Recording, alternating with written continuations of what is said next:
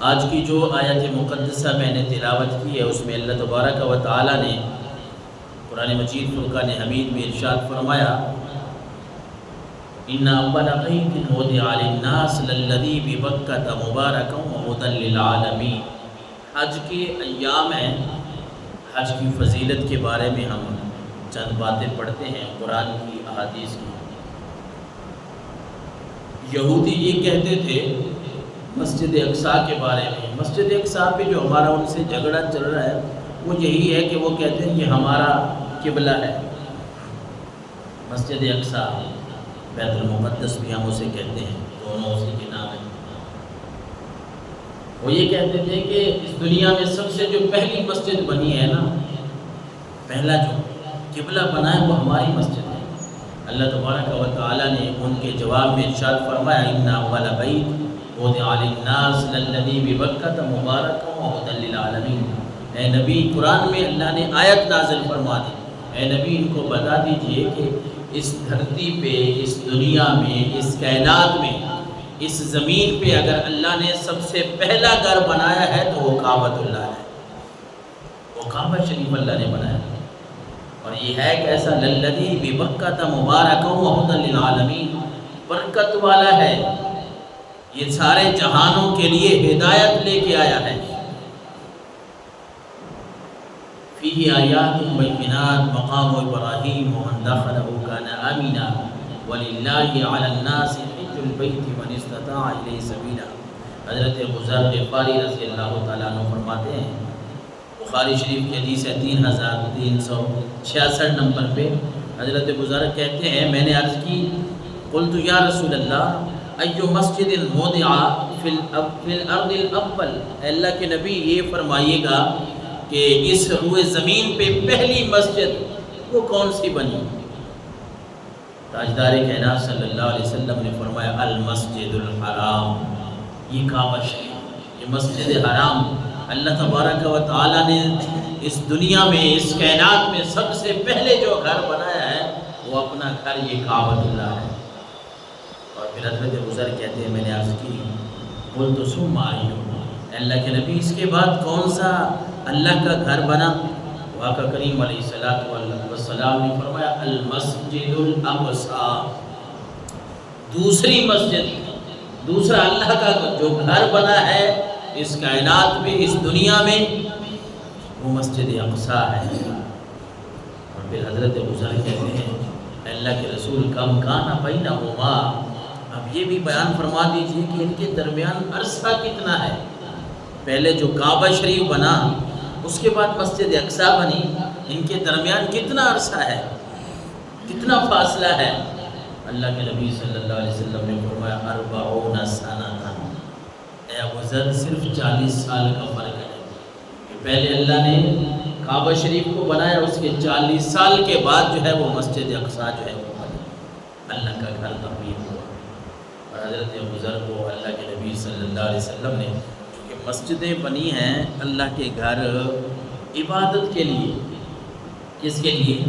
عبادت کے لیے۔ ہمارے حجاج کرام جو جائیں گے یہ بھی وہاں کس کے لیے جا رہے ہیں؟ عبادت کے لیے، اللہ کے گھر میں نماز ادا کرنے کے لیے، اللہ کے گھر کا طواف ادا کرنے کے لیے۔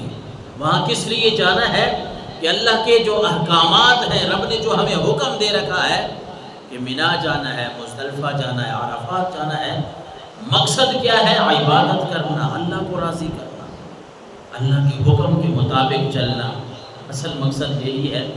تو چونکہ مسجدوں کا سوال حضرت ابو ذر نے کیا تھا کہ اللہ کے رسول پہلی مسجد کون سی ہے، پھر دوسری کون سی ہے، پھر ان میں فاصلہ کیا ہے؟